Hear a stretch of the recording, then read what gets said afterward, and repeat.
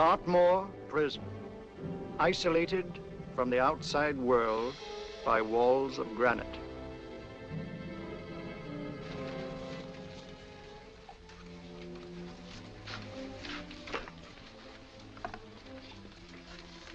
They say you could get out of here by merely telling what you know. You may or may not be another Scotland Yard bloke.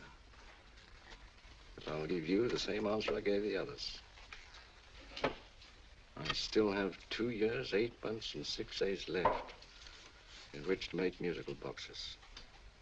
That'll be sold at auction for the benefit of this delightful sanctuary.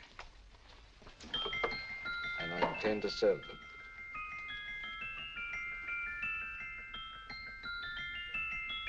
Move along. And now we come to the next object on our list, or I should say objects, because there are 3 of them. Now, ladies and gentlemen, these can be bought together or separately. Now, these beautiful little musical boxes only arrived this morning, and I didn't intend to put them on the auction block until later, but I'm going to sell them now. So, good friends, as our old pal Mark Antony used to say, lend me your ears. And what do you hear? Right. The beautiful tinkle tinkle of a musical box. What a lovely trinket. What a beautiful gift. Created and made by loving hands. A thing of beauty and utility. I was going to start with £5. It's a bargain, £5. Do I see any hands?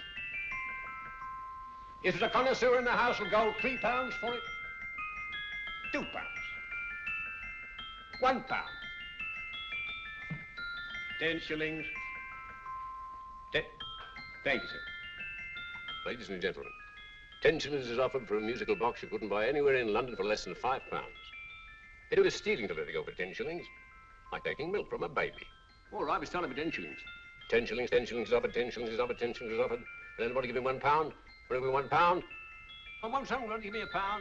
£1 is offered, £1 is offered, ladies and gentlemen, £1 offered is against you, sir. Will you go to £2? Will you go to £2, sir? £2, £2 is offered, £2 offered, going once, twice, third and the last call. So to the gentleman for £2. Sorry, my dear. Now, ladies and gentlemen, comes the opportunity to purchase an exact duplicate of the beautiful little musical box just bought by this gentleman for the ridiculous low price of £2. Oh, it's exactly the same. Exactly the same, made with the same hands. You hear that? Isn't that lovely? That tinkle, tinkle, tinkle, tinkle. Sounds like Bow Bells to me, you know, little angels pulling on the ropes, eh? Who'll give me £2 for it? Who'll start me with £2? Will anybody start me with £2? Oh, come, ladies and gentlemen. You know, from your enthusiasm, we might all be in Scotland instead of London. Please buy it for me, Daddy. £2, certainly not. We all might be in Scotland. Besides, I don't like his manner. £1, 10 shillings.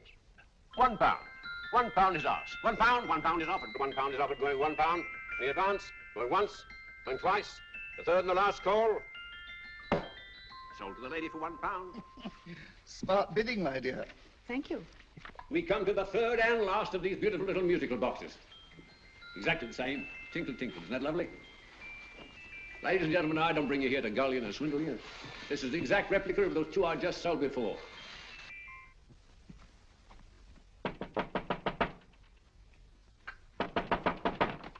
We're closed. But this is extremely important. Come in, sir, come in. I'm sorry to disturb you, but I was unfortunately delayed from arriving in time to bid on certain articles which I was rather anxious to obtain. Oh, perhaps they weren't sold, sir. We are carrying several things over. What might the articles be, sir? 3 identical musical boxes, about so large. Oh, I'm sorry, sir, but they were sold. Pity you weren't here to bid on them. They didn't bring anything like the real value. I'm most anxious to obtain them. I wonder if your records would show who the purchasers were. Oh, we don't usually give out that information, sir. For certain, shall we say, sentimental reasons, I'm most anxious to get in touch with the purchasers. I'd be willing to pay, shall we say, £5. Well, for certain sentimental reasons, sir, we'd be very happy to oblige. Alfred, today's sales. The 3 musical boxes. Musical boxes, oh. Ah, here we are. The first purchased for £2 from Mr. Julian Emery, 52 Portman Square. Write this address down, Alfred. Yes, sir. Second didn't leave any name. Oh, how unfortunate. I think she's a dealer. You see, they don't like us to know where the things are going. On account of the profits. You say the second purchaser was a woman. Can you give me a description of her? Oh, she was a young woman, fairly tall, slender, had a light complexion and dark hair, and she was wearing A grey suit, don't you remember? That's right. She probably runs a gift shop. She paid £1. You say she comes here fairly frequently? No, I didn't say so. But she does, sir. Like as not, she'll come in on Thursday. We have sales on Mondays and Thursdays. Ah. And the third box? The third? Oh, Mr. William Kilgore, 143B Hampton Way. For 10 shillings. Quite a drop from £2. Mr. Kilgore was a Scotchman. Oh. Thank you. You've been most helpful. Oh, thank you, sir. And any time you're passing, drop in. We always have lovely things for sale. How can't you? Thank you. I'll be back Thursday.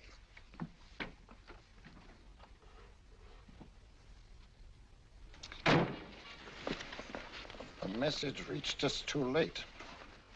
Musical boxes are being sold.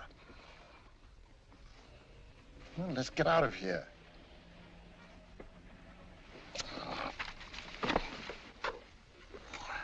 Someday you'll go too far. Reaching for a star, you fool. Yet a fool may touch a star, Colonel Cavanaugh, if he but reach high enough. But not possess it as you would. The musical boxes, they've been sold. What a pity for you, my dear Colonel. Is it my fault that the message reached us only an hour ago? Is it my fault that they were sold? You can't hold me responsible for that. Hope for your sake you're right.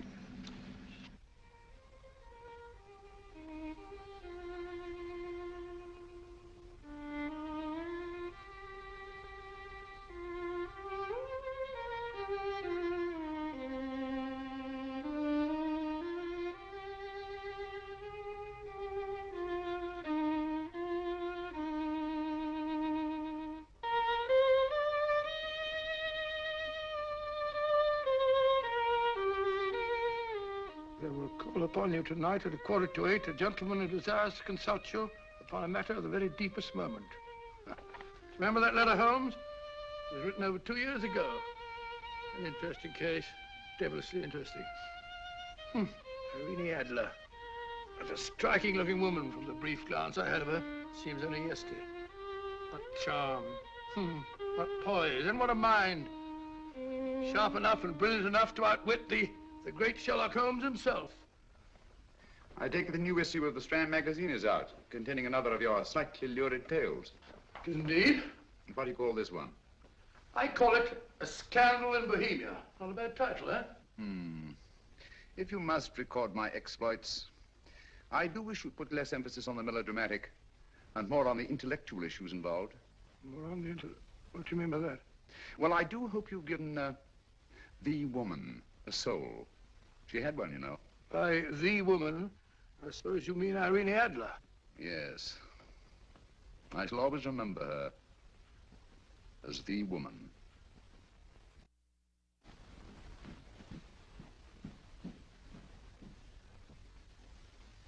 Come in. I think. That's it, old boy. How are you? How are you, old boy? I haven't seen you for years. I want you to meet my old friend Sherlock Holmes. Holmes, this is Stinky. In other words, Julian Emery. How do you do, Mr. Emery? Watson has often spoken of you. Oh, has he? Yes, we were at school together. Yes, more years ago than I care to remember, but you didn't come in here just to remind me of that. No, I just happened to be in the neighborhood and saw your lights burning, so I took the liberty of looking you up. Still writing your mystery stuff? Yes, there's a new one out this week. Good, I never miss them. Oh, good, thanks. I say that bandage makes you look very interesting. Still poking your nose into other people's business as usual? Who hit you? I haven't the foggiest notion. Somebody knocked me on the head in my own living room, and then proceeded to commit the most idiotic burglary you ever heard of. Fellow must have been balmy as a coot. Balmy? Why? Come sit down, old boy. Thanks. Would you like a cup of tea? Huh? Oh, all right. I'll go and tell Mrs. Hudson. Why do you say the robbery was idiotic, Mr. Emery? Oh, simply from the fact that with about £5,000 worth of musical boxes in my living room, the thief, who I caught in the act, made off with one that isn't even worth £5. I gather you're a collector of musical boxes. Yes, I am indeed. Some of them are very beautiful, but not the one that was stolen. The thief evidently grabbed the first thing that came to his hand when he heard me coming into the room. Still, it's rather odd, isn't it, that having disposed of you, he didn't pick up something more valuable. Was there anything unusual about the stolen box? No, nothing at all. No, I picked it up in the south of France, several years ago. You say you have many valuable music boxes, and yet the thief made off with one that isn't worth £5. Sounds like rather an intriguing little problem. Yes, well, I take it that he was just an ordinary petty thief and didn't know the value. That is a possible explanation, and yet I venture to say that the average petty thief has a more extensive knowledge of the value of objets d'art than the average collector. Well, anyway, that's Scotland Yard's theory. They didn't get very excited about it. That's consistent anyway. I wonder if I might see your collection, Mr. Emery. Oh, of course you could, yes. Nothing a collector likes more than showing off his trophies. When would it suit you? No time like the present. Good. My place is just round in Portman Square. Shall we? Yes, right. Hello? Where are you going? Stinky hasn't had his tea yet. Oh, I'm sorry. We're going round to my place, where I'm going to give you something better than tea. Now, this one was made for Louis XV, and is one of the very few still in existence from that period, and a particularly fine specimen at that. Charming, isn't it? Quite. It all sounded to me like a lot of mice running about on a tin roof. I'm afraid you have no ear for music, Watson. Give me a good old band playing a rousing march. You'll have all your silly little tweets.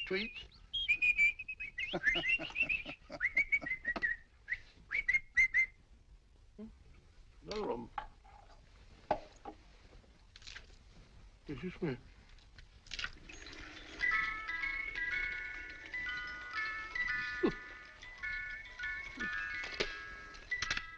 Stupid thing. Singing rabbit. What would you say offhand is the value of a box like that, Mr. Emery? Well, it's hard to say offhand, but I think we'll bring about £500 or £600 today. It's the gem of my collection. A thief who steals an oddity like a musical box passes up one worth £500 for one of almost no value at all.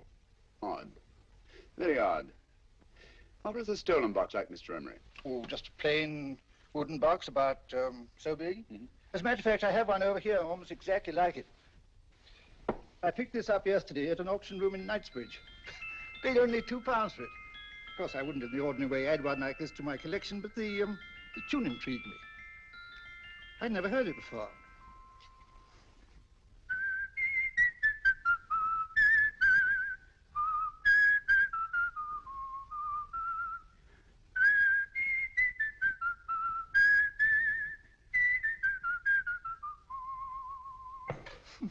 You have a remarkable ear for music, Holmes. Rather an unusual melody. Sit down, Will. Thanks. You say you bought that box at an auction sale yesterday? Yes, the Gaylord auction rooms in Knightsbridge. Run by old, what's his name? Crabtree. That's the man. At what time was the robbery committed? Oh, about 3 o'clock this morning. You know, Mr. Emery, that box and the robbery might well be cause and effect, especially since you say that the stolen box outwardly resembles this one a great deal. And Scotland Yard were not particularly interested, eh? Oh, yes, but I wouldn't blame him for that. Especially as I told him I was quite unable to describe the thief.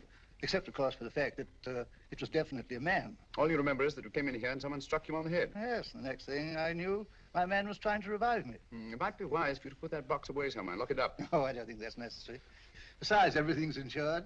Well, at least if any further attempts at robbery are made, I'd suggest that you call the police, rather than running into any personal danger. Oh, come, Holmes, aren't you being a bit of an alarmist? Possibly. Well, I must agree with old Stinky. Seems to me you are making rather a mountain out of a moleskin. Molehill is the word, old boy, and it's time you were in bed. Thanks so much for letting us see your place. Now the best. It's been glad meeting you. Holmes, I can't understand why you were so mysterious. Seems to me the petty thief explanation was the only sensible one. Really? Yes, I can't see how you can believe it was anything else. I didn't say I believed it to be anything else. The petty thief theory is the obvious one, I grant you. However, it's often a mistake to accept something as true merely because it's obvious. The truth is only arrived at by the painstaking process of eliminating the untrue. We are not able to do that in this case without further data. Rubbish, you're pulling my leg. You're trying to turn a tuppenny halfpenny robbery into an international plot. No, I'm not. I just hope that your friend Stinky is a little more cautious in the future, just in case.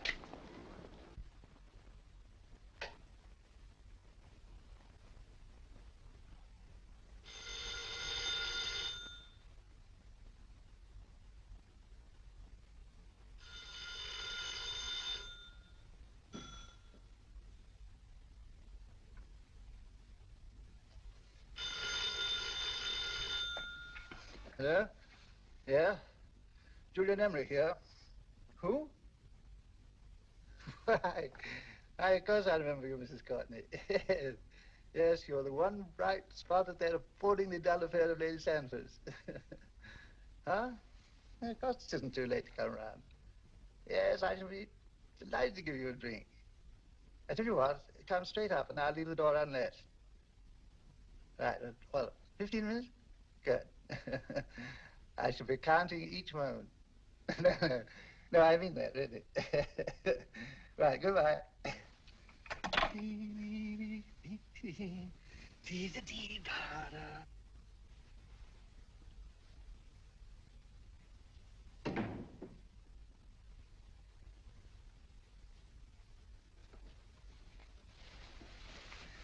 Boo! Oh, you startled me. Did I? Yes. Must be the pixie in me. I know I shouldn't have called you so late, but I was at a party just around the corner, and I remembered your invitation to see your collection of musical boxes. My dear Mrs. Courtney, pleasure is all the greater for being so unexpected. My friends call me Hilda. Thanks. Mine call me Stinky. Stinky, how quaint. Oh, what a perfectly wonderful collection of musical boxes. You know, when you told me you had a collection, I had no idea it was so attractive. Yes. They appeal to the ear as well as to the eye. Oh, what a plain little one. Why, it looks just like a country cousin amid all this grandeur. No. You mustn't underestimate the country cousin. Only last night a burglar broke in here, and with all these to choose from, went off with one very much like it. Really? Yes, I don't mind the loss of the box so much, but I do resent this crack on the skull. But it makes you look so interesting. Oh, do you think so? Uh-huh. It's funny, that's what old Fatso said. Fatso? I mean, Dr. Watson. He was here this evening with a friend, Mr. Holmes. He's interested in my collection, too. Sherlock Holmes? Yes. Do you know him? I've heard of him. Yes, he seems to think I'm in some sort of danger. What a haunting tune. It takes me right back to my childhood. Really? You know, it's odd that you should be interested in that particular musical box. Odd? Why? Because Mr. Holmes is also interested in it. He may have been more interested in the tune than in the box. My dear, yes, that's right. I remember now. He whistled it note for note, having heard it only once. Really? He must be a remarkable man. Bit of an alarmist, if you ask me. Don't you believe in warnings? Of course not. Who would want a box like that? I would. You're not serious. Oh, but I am. Well, you put me in a very awkward position. I'm a collector, you know. And the collector buys but never sells. But if the price were high enough... The price has nothing to do with it. It's the principle of the thing. Yes, well, we haven't had our drink. No, thanks. I must be getting along. Must you really? I'm afraid so. You're not walking out on me, are you? My reputation, Stinky. I say, you know, you are an attractive woman. Thanks.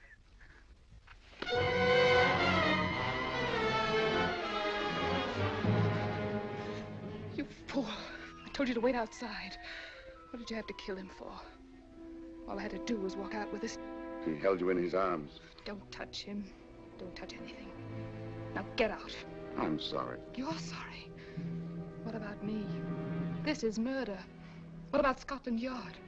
What about Sherlock Holmes? Now get out!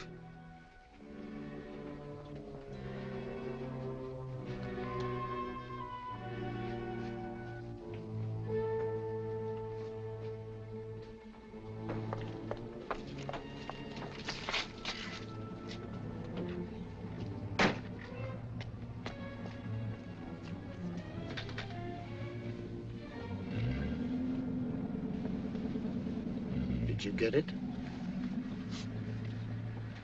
Good. Did you have any trouble with him? Just a matter of murder.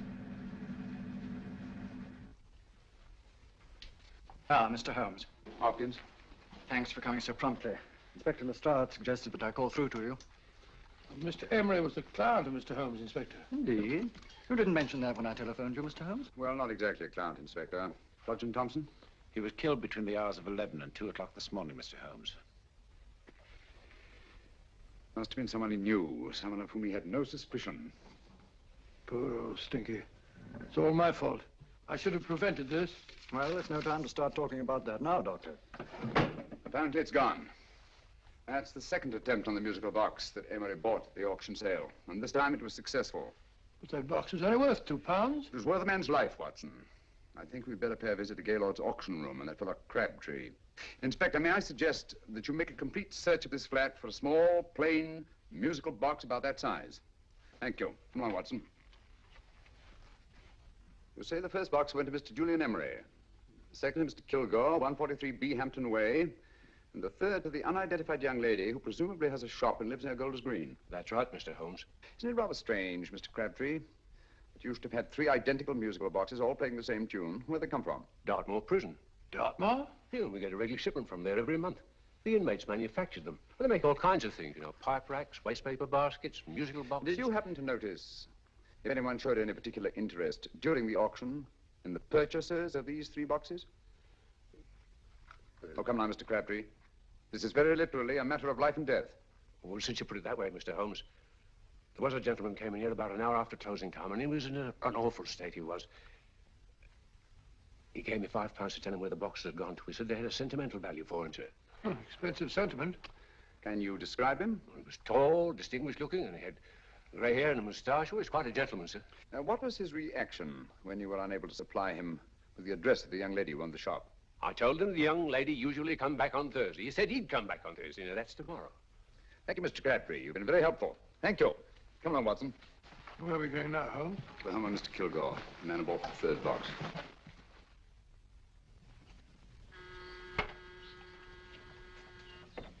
But hang it all, Holmes, how do you know those other 2 musical boxes are of any importance? I don't, but I certainly have no intention of waiting until the owners are murdered to find out. No one at home. I hope that's the explanation. I'll have a look through this window.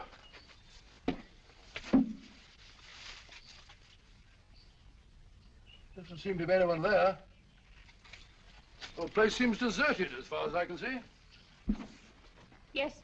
Mr. and Mrs. Kilgore at home? No. When do you expect them? Oh, in an hour or so. There's no use you're hanging about. They don't buy nothing from peddlers. Peddlers? My good woman, this is Mr. Sherlock Holmes. Sherlock Holmes? Oh, go on. Do you mind if we come in and wait? My business is rather urgent. Well, I've got to go out and do my shopping. And I don't know if Mrs. Kilgore like any strangers nosing about. It's quite all right, I assure you. Well, I've got to be off. It's to wait in the parlor. And no smoking either. Mrs. Kilgore says it smells up the house. Funny old girl, Holmes.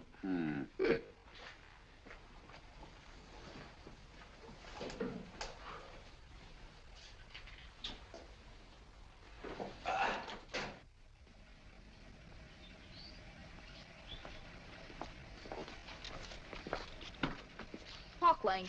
Park Lane?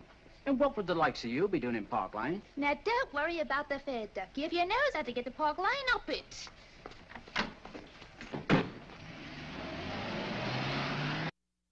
You know, Holmes, I've been thinking. There must have been something hidden in that box of old stinkers. Stolen jewelry, possibly. What's up, Holmes? Listen. What's just the steam in the water pipes?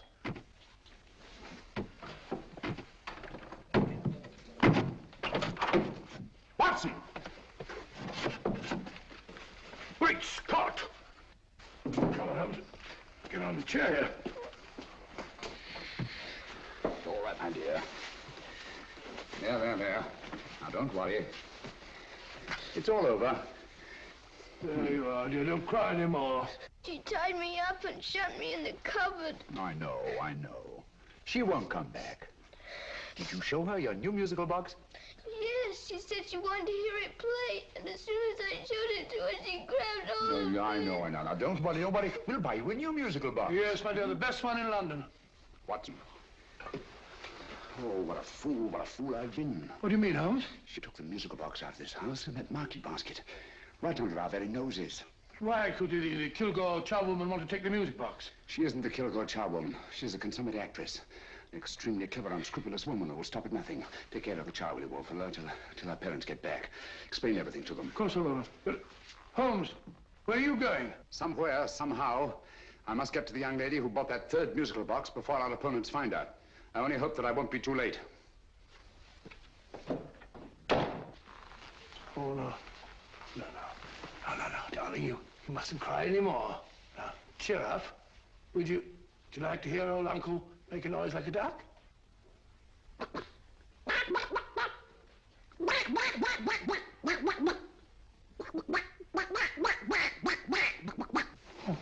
sorry.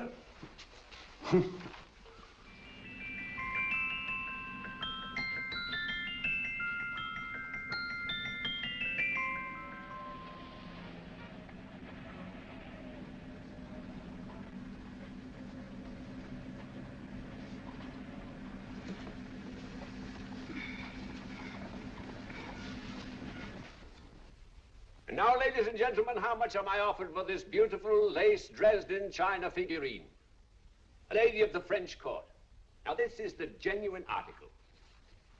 What a beautiful ornament for your mantelpiece. Or you could use it as a centerpiece on the dining room table. Now, will somebody start me for £10? Will somebody start me for £10? £8? £7? All right, £5 is offered, £5 is offered, £5 is offered, £5, 10, £5, 15, £5, 15. £6 is offered, £6, going once, going twice. The third and the last call will be all done. Sold to the lady from Twickenham for £6. Next, we have a real museum piece, ladies and gentlemen. A fine 19th century doll. The costume an exact replica of the holiday clothes worn by the Hungarian peasant women. Now, ladies and gentlemen, an article like this would cost you from £15 to £20 in a West End shop. I'm not going to ask you anything like that. We'll give me £2 for it. £2. Does anybody offer me £2? £2 for the Hungarian? £2? £1. What? Anybody give me £1? Anybody offer me £1 for the doll? £1 is offered, ladies and gentlemen. £1 is offered. Now, I'm not going to waste your valuable time or mine in trying to get one half of what this beautiful doll is worth. If the young lady can steal it for £1, that's her good fortune. So it's going once, it's going twice, the third and last call. Any more? Sold to the young lady for £1. And now, ladies and gentlemen, may I draw your attention to something which may be a great surprise to you, worthy of any collection. The only other one like it is in the British Museum. It's a Ming vase of the 7th dynasty. This vase lay in a large collection somewhere outside Rome for over 2 centuries, I understand. It was discovered there by the noted antiquarian, Sir Andrew Coppleston. Now, some of you may remember Sir Andrew Coppleston.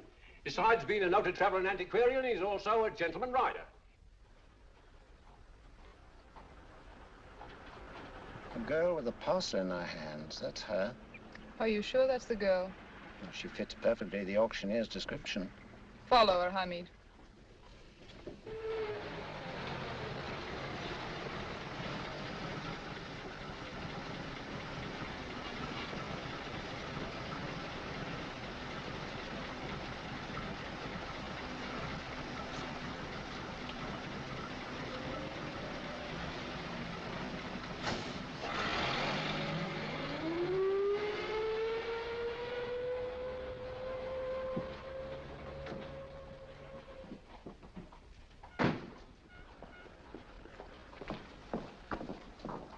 It's lovely, dear. And only £1. We can get at least 3 for it. Easily. I'll go make some tea. I could do with a cup. Right. Good afternoon. Good afternoon. I'm looking for a birthday gift for a 7-year-old girl. What would you suggest? We have some lovely dolls. Now, this Hungarian I think she has enough dolls already. Books are always welcome. Well, I'm looking for something a little different. Oh, that's rather cute. What is it? Oh, that's a musical box. Children always love them.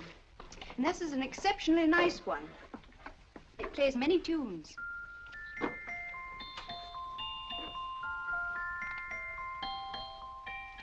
Have you any others? Yes. If you'll just step this way. I have only 2 left.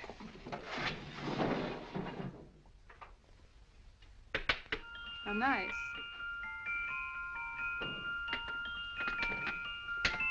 Are you sure this is all you have? I'm sorry. They're rather hard to find, you know. That's our entire allotment. I did have one other, but I sold it earlier this afternoon.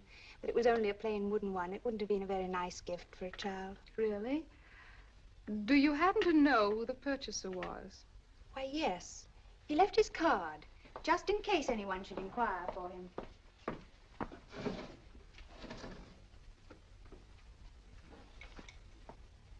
How interesting. I'm sorry, but I'm afraid I'll have to look a bit further. Thank you anyway. Good afternoon. Thank you.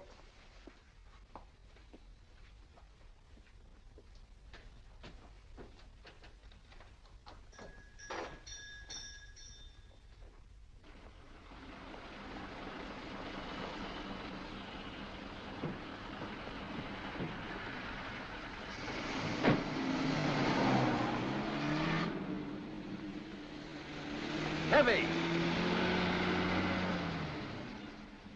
All of that cab. Here, now, what? Scotland Yard. Hop in.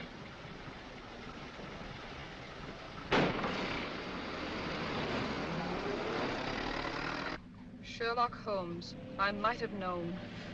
We thought we were the hunters, instead of which we're the hunted. We've been fooled. We played right into his hands. Of course. He's had us followed. Don't look. The man in front of the toy shop. Hamid, turn sharp right at the next corner and again at the next.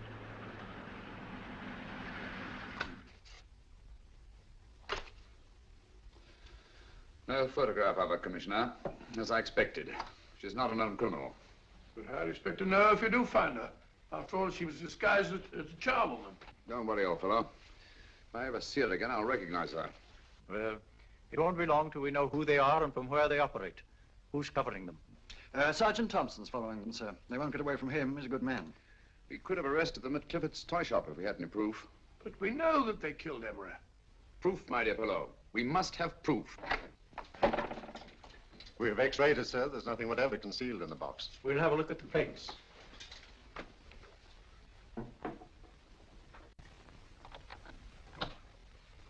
There must be some clue. And it's probably so obvious that we've all overlooked it. Seems to me we're up against a bunch of lunatics. Not lunatics, my dear fellow. Extremely astute, cold-blooded murderers. Well, what can these little musical boxes have in them that's so important? Don't forget, they were made in Dartmoor prison. You can smuggle stuff into prison, but not out. You want us to break the box apart, sir, to see if there's anything the x-ray hasn't caught? No, not yet. Do you mind if I take it? Certainly. Thanks.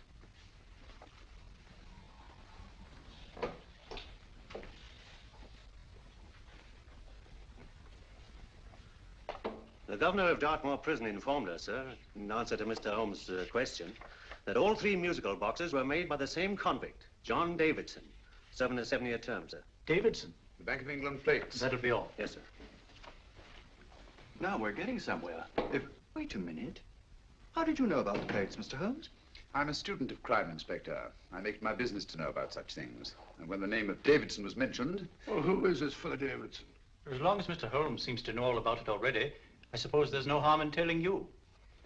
2 years ago in London, there occurred a robbery of such tremendous importance, although the stolen articles themselves have no intrinsic value whatsoever, that the Home Secretary was instrumental in seeing that not a word of it appeared in any newspaper. But you never told me anything about this, Holmes. You were away at the time. Articles of no intrinsic value and yet of such importance? I don't understand. Davidson was apprehended within 15 minutes of committing the theft. But by that time, he'd hidden the articles in question and they've yet to be found. Before going further, Dr. Watson, I must inform you that this matter's not to be mentioned outside of this room. Of course not. Do I look like a man who'd gossip? Let's not go into that now, old fellow, shall we? Davidson had been employed for years in a position of extreme trust by the engravings department of the Bank of England. The articles he stole were nothing less than a complete duplicate set of plates for printing £5 notes. What? The Bank of England's own plates? Precisely. And with those plates, a gang of crooks could flood England with £5 notes, not forged in the usual sense of the word, but notes undetectable from genuine Bank of England notes in any way whatsoever. Good heavens. Any whisper at all might have resulted in enormous damage in shaking public confidence in the Treasury. We tried everything after we arrested Davidson. Offered him a shorter sentence if he'd tell us where he'd hidden the plates. Why, we even put in Scotland Yard men with him as cellmates, but no results. Obviously, Davidson is a man of strong character and infinite patience. Yet suddenly he feels impelled to smuggle out the secret of the hiding place of the plates to his confederates. Why? I don't understand, Mr. Holmes.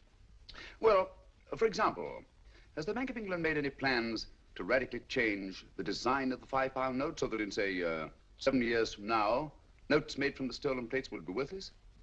Confidentially, Mr. Holmes, such a move was discussed. But replacing all the £5 notes in circulation would be such a Herculean task that nothing's been done about it as yet.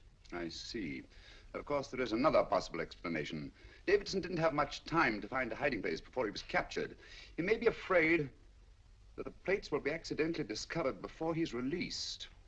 Hence his anxiety to communicate their whereabouts to his confederates as soon as possible. I believe you've hit it, Mr. Holmes. I'm sure that the message is contained in this musical box. Or rather, in all three musical boxes, since possession of all three seems to be essential. Our opponents have 2/3 of the puzzle, we have 1/3. Well, what are you going to do, Holmes? Try to deduce the message from the 1/3 that we have.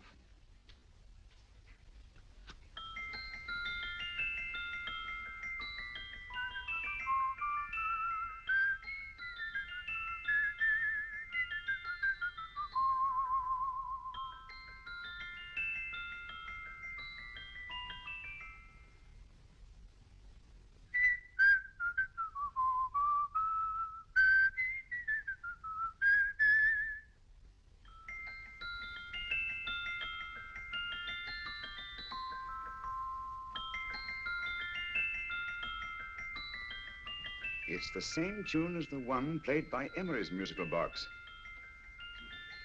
And yet it's different. Sounds the same to me. The tune. Somehow the tune is the key to the mystery. It must be the tune. Otherwise, why use 3 musical boxes to convey the message? Why not collar boxes or shoe boxes? Yes? Oh.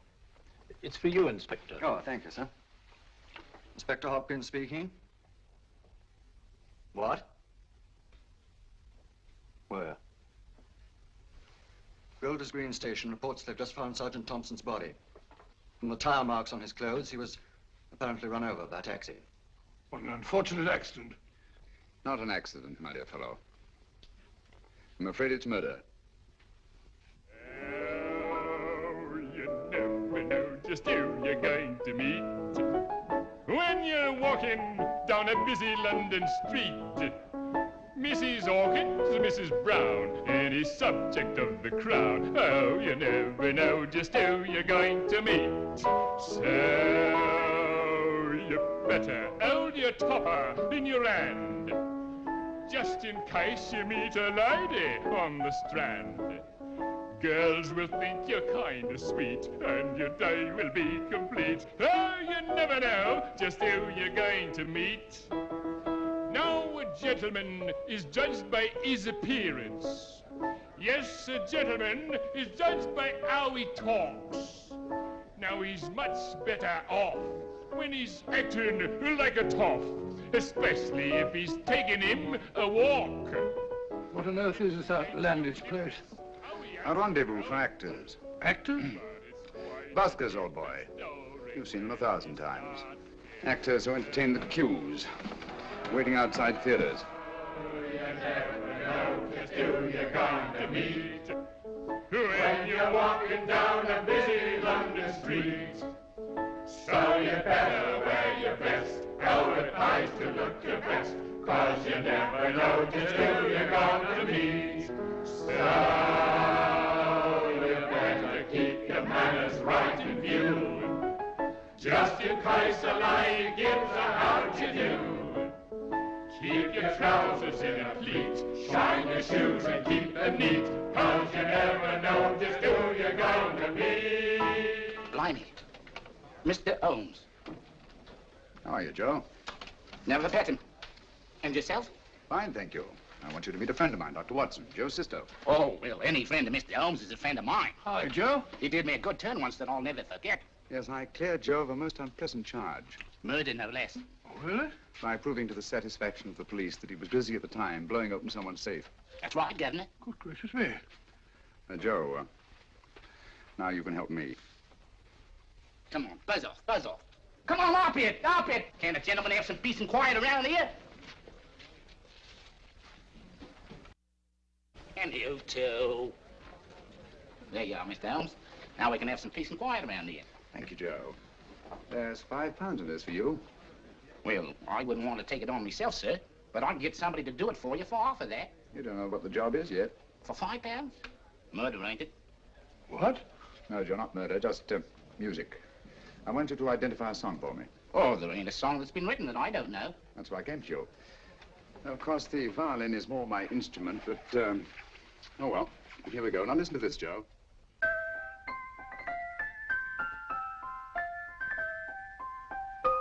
Wait a minute. You're playing that wrong. That should be E natural, not E flat. You know the song? Oh, yes. It's an old Australian song called, The Swag Man. But you're playing it all wrong. That's what I hoped you'd say. Now, listen again, Joe.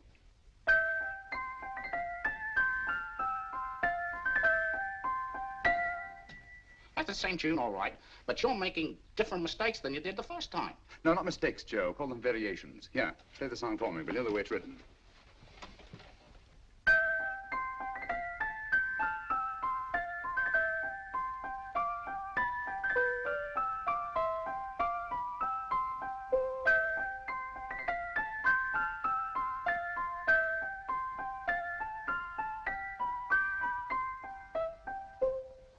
There you are. Thank you, Joe. What's it mean, Holmes? Are you onto something? Perhaps. I don't know yet. It's probably a code of some sort. Joe, could you write the song down for me, the way it was originally written? Oh, sure, Mr. Holmes. But it'll take a few minutes. Here, Mabel. Pale ale. Come on, up to it. Along with it.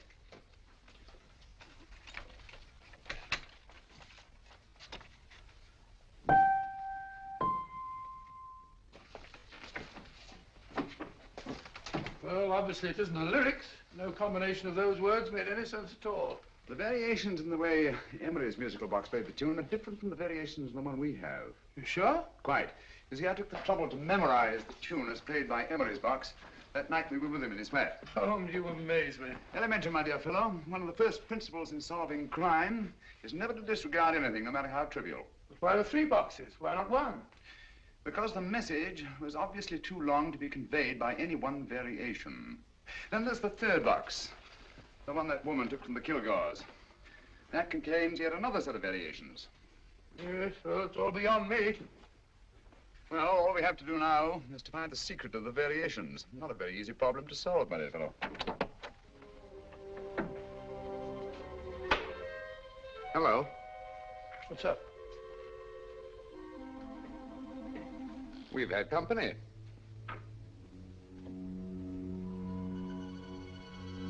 I say, this is outrageous. Ask Mrs. Hudson to come in here, will you? Right.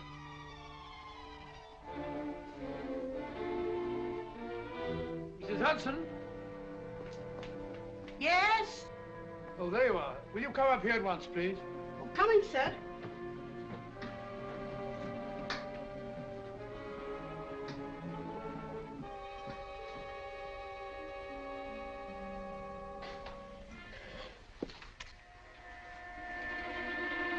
Mercy me, Mr. Holmes. What has happened? Who called while we were out, Mrs. Hudson? Just a young lady. The one who said you wanted her to wait for you. And a nice-looking old gentleman with Our her. friends again, Watson. Friends? What did the young lady look like? Oh, I couldn't see her face. She had a heavy black veil on. But she had such a nice way with her. Oh, I'm sorry, Mr. Holmes, if I've done anything wrong. But you did say I should always let clients come in and wait for you. Don't worry, Mrs. Hudson, don't worry. You had no way of knowing. It's quite all right, quite all right. Now, don't worry, Mrs. Hudson. Don't worry. Where on earth's the musical box? They didn't get it. Didn't get it? Where is it? It's in your hand. Huh? That biscuit jar. Take the biscuits off the top. Now put your hand inside, and you'll find the music box. Well done, Holmes. Well done. Amazing.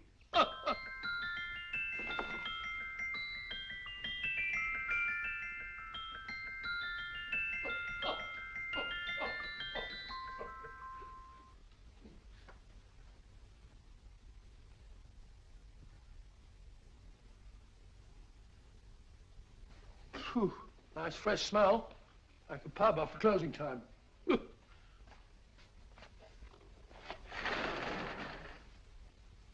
I say, Holmes, What? it's morning. Allow me to congratulate you on a brilliant bit of deduction.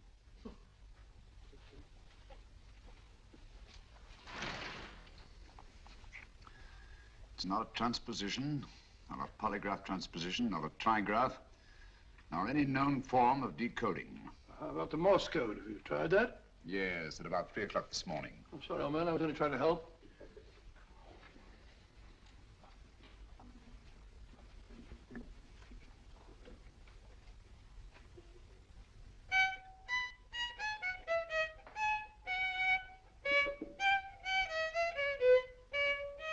Oh, do me a favor.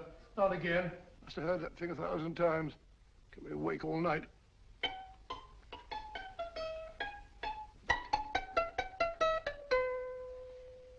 Not a very distinguished composition, I grant you. You know perfectly well I don't know one tune from the other. When I was a kid, my people tried to have me taught the piano. I've always felt sorry for that old teacher of mine. The poor old girl finally reached the point of numbering the keys for me. 1, 2, 3, 4. Even then, I never progressed beyond... Numbering the keys, Watson. The 19th key of the keyboard is the 19th letter of the alphabet. S. Here.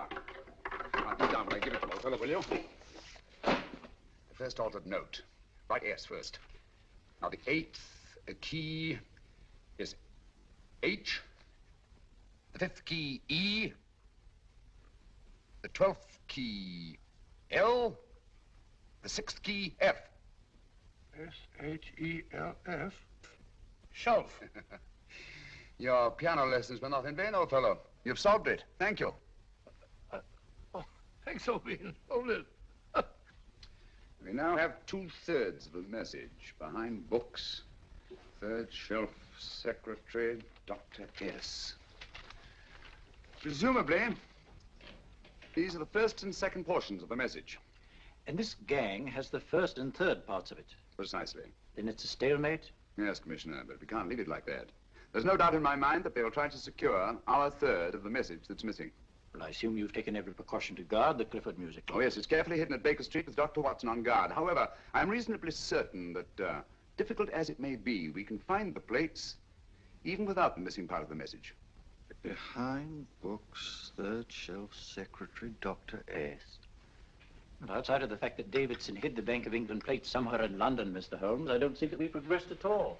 Allow me to point out to you, sir, the key words, Dr. S. It looks as if the plates were hidden in the house of the doctor. Whether S stands for his first or last initial remains to be determined by a process of elimination. Well, there must be 10,000 doctors in London with S for a first or last initial. Precisely. And every one of them will have to be questioned in person. That's why I say this is a task for Scotland Yard. It's a task, all right. But Scotland Yard has searched worse haystacks and found a needle. Well, for the time being, I'll leave the matter in your hands, gentlemen. We'll call you if and when we get a lead on our mysterious Dr. S. Thank you. In the meantime, I intend to follow up a little clue concerning a cigarette.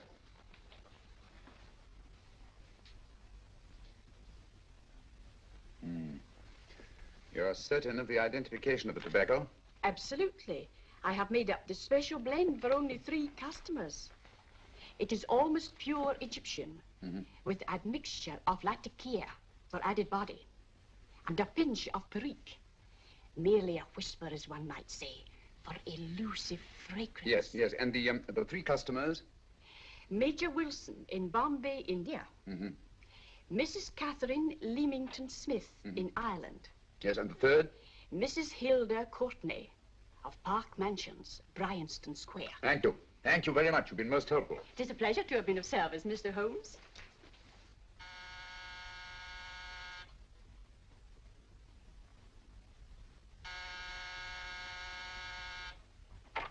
Yes?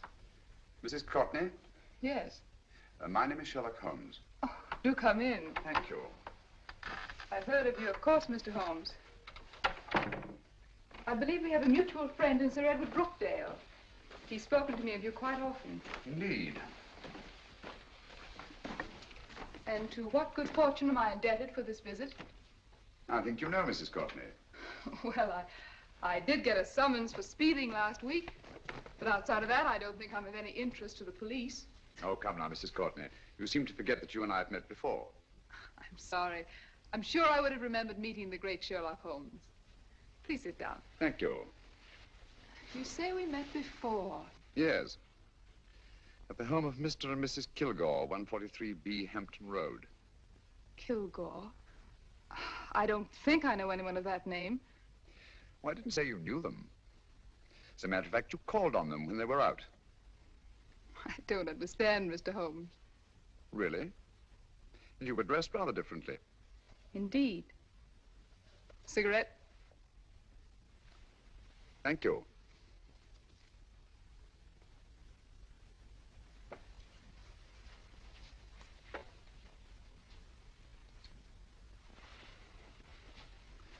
Thank you. You know, Mrs. Courtney, people generally forget, in assuming a disguise, that the shape of the ear is an almost infallible means of recognition and identification to the trained eye. Evidently, you've mistaken me for someone else. Oh, no, not at all. Though naturally, I expected your denial. But when you paid your visit to my rooms at Baker Street, you carelessly left behind another identification. They're, identical, aren't they? Yes, I must admit they are. You see, Mr. Holmes, to catch one as clever as you, I had to use a very special lure. I knew you'd be unable to resist the bait of my cigarette, having read with great interest your monograph on the ashes of 140 different varieties of tobacco. I should advise you not to move, Mr. Holmes. I must congratulate you on your ingenuity, Mrs. Courtney. It was indeed a brilliantly designed trap. Thank you, Mr. Holmes. Praise from a master is indeed gratifying. I shall always cherish the memory of your flattering words. Memory? Precisely. I'm afraid these gentlemen have a most regrettable task to perform. Unless, of course, you care to turn over the missing musical box with your pledge to take no action against us in the future. I'm afraid that will be impossible. I thought that would be your answer. Hamid! Careful! Careful. There's no need to be unnecessarily rough with our distinguished guest. You realize, Mr. Holmes, that your demise will not take place here. The corpus delicti, you know. Well, naturally. Shall we go? It's so fearfully awkward having a dead body lying about. Don't you agree, Mr. Holmes? Another dead body shouldn't weigh too heavily on your conscience, Mrs. Courtney.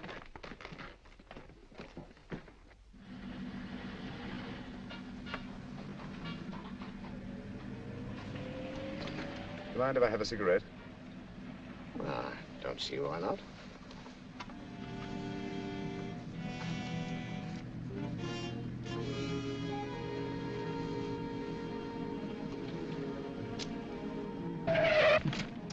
Be careful, Hamid.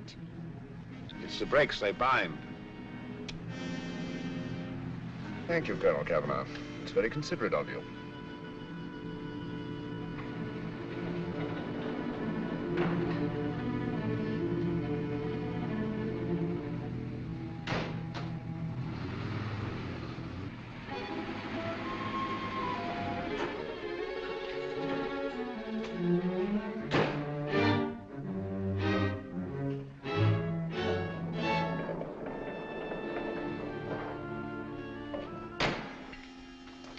You'll be happy to know, Mr. Holmes, that your death will be a painless one. Hamid, attach this to the motor of the taxi. That little attachment, my dear Mr. Holmes, contains the deadly fluid known as monosulfide.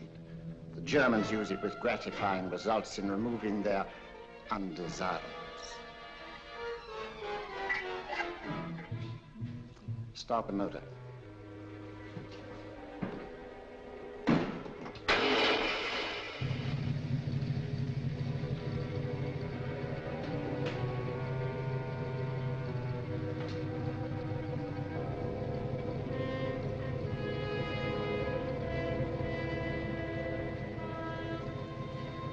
Tape his mouth.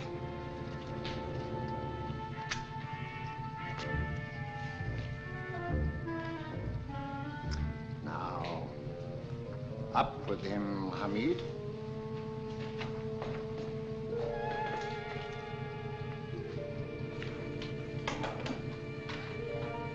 You find yourself like Muhammad's coffin, Mr. Holmes, suspended between heaven and earth.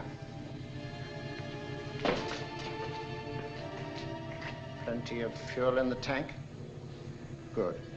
It would be too bad to have anything go wrong through so simple an oversight.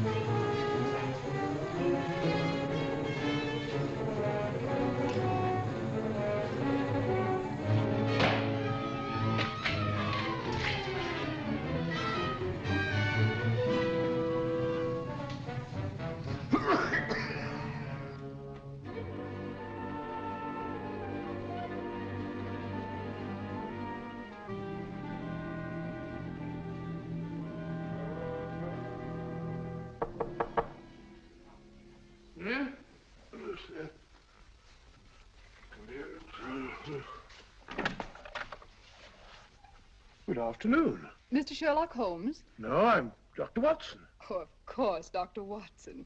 How stupid of me. Oh, so, this is stupid of me. Won't you come in? Well, I really came to see Mr. Holmes. Oh, I'm afraid he's out. I don't know when he'll be back. Perhaps there's something I can do. Won't you sit down? Thank you. You know, Sherlock Holmes and I have been engaged on a great many cases. Oh, really? Yes, indeed. As a matter of fact, this very moment, we're involved in one of the most baffling... Oh, well, won't you tell me your trouble, and I may be able to help you. That's very kind of you, Dr. Watson. Perhaps if I wouldn't be imposing too much. Imposing? Oh, there's no imposition. No imposition at all. A pleasure, I assure you. Now, tell me all about it, Miss Williams. Mrs. Williams. I live in Surrey, Dr. Watson, and I've come up to London in sheer desperation. My only sister has disappeared, and the local police seem utterly unable to find her. Well, Holmes and I solved a case exactly like that once. Very interesting, as far as I remember. I call it the adventure of the solitary cyclist. Oh, sorry. Now I come to think of it, it wasn't so very similar. Entirely different. I don't think what I was saying. Where were we? She's only 17, Dr. Watson, and until she disappeared last Thursday, she seemed to be in the best of spirits. Possibly a romantic entanglement? Oh, no, nothing of the sort. She left no note, didn't even pack a bag, no explanation. She just started to walk to the village from our house in broad daylight and simply vanished from the face of the earth. Oh, there. Might I have a glass of water? Glass of water. I want 1 minute.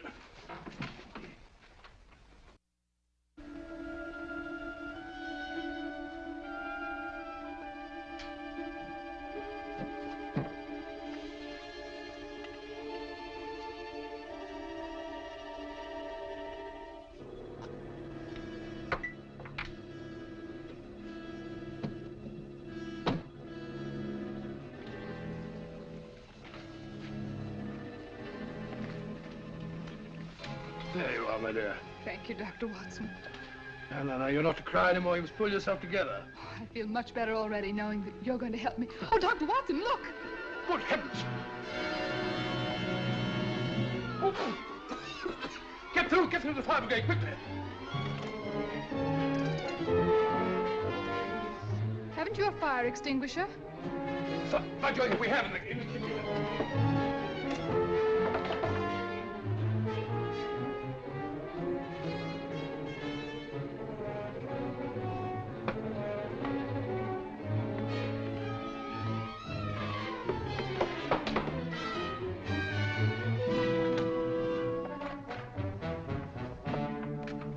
Don't you worry, Miss Williams. We'll have this thing out in no time.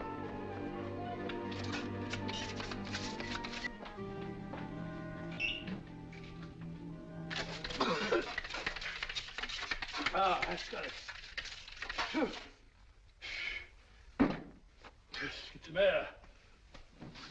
Well, you see, there was no need for the fire brigade after all. I hope you weren't too frightened, Miss Williams. Oh, gone. What's the trouble with women? They always lose their heads in an emergency. Well, a musical box. Great Scott! Miss Williams!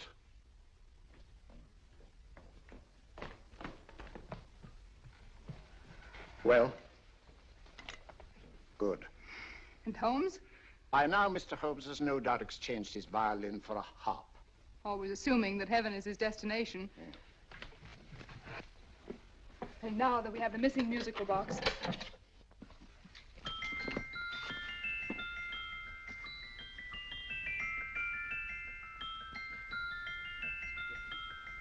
Nineteenth note. 19th letter. S. He hasn't been there, you say? Holmes, where on earth have you been? I've been trying to get you at the club, at Scotland Yard, all over London. You were looking for me in the wrong places. Holmes, terrible things happened. I've been duped. That woman, she made a complete fool of me. Well, what do you mean? Well, she came here, let off a smoke bomb. I thought the whole place was on fire, and my first thought was to save the musical box. No need to say any more. She has the box. Yes. Don't blame yourself too much, old fellow. She's an extremely clever antagonist. Smoke bomb, you said? Well, you can console yourself with the thought that your charming friend is at least a reader of yours. What do you mean? If I remember correctly, you wrote about my little experiment with smoke and the cry of fire in a story you entitled A Scandal in Bohemia, which has just appeared in the Strand magazine. All right, old boy. Don't rub it in.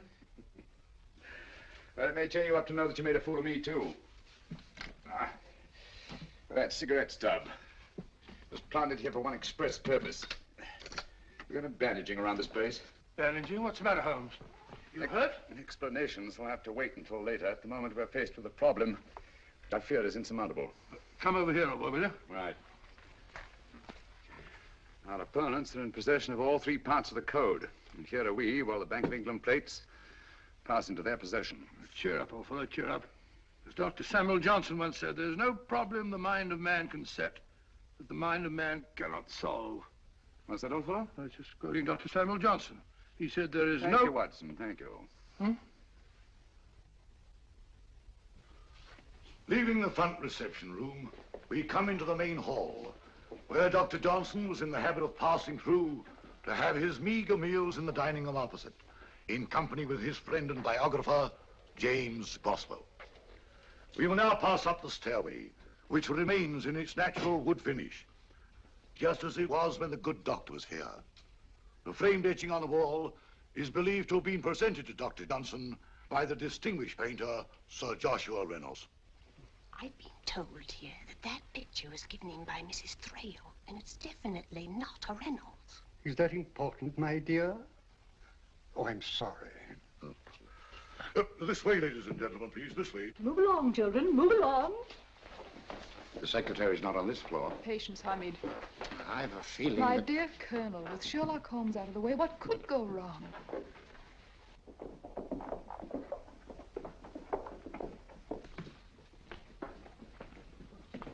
And here we have the Garrett Library, in which Dr. Johnson wrote his famous dictionary, and in which you will see also many of the great man's books and other items of interest.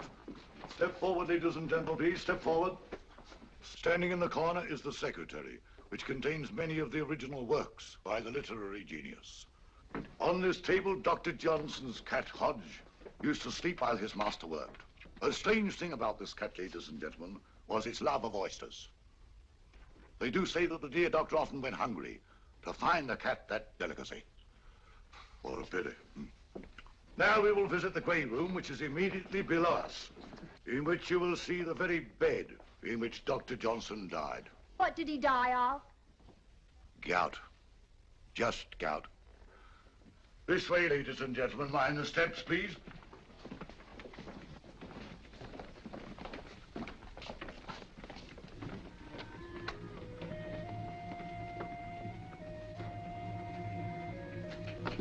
No keys.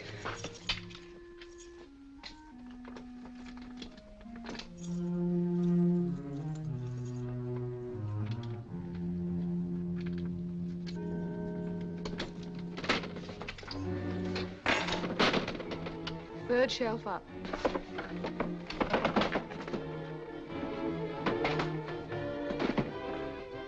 The knife.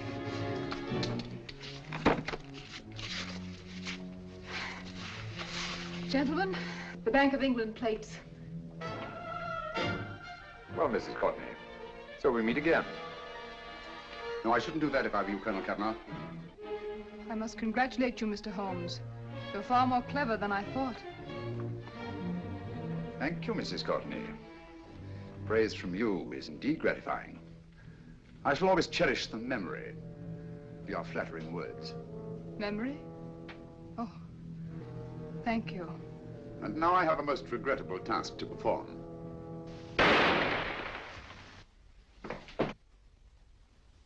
Holmes! Coming, Holmes! Holmes, you all right? Perfectly, thank you, old fellow, but I think this gentleman on the floor requires some medical attention. We must see that he looks his best, you know, when he's hanged. Take them in charge.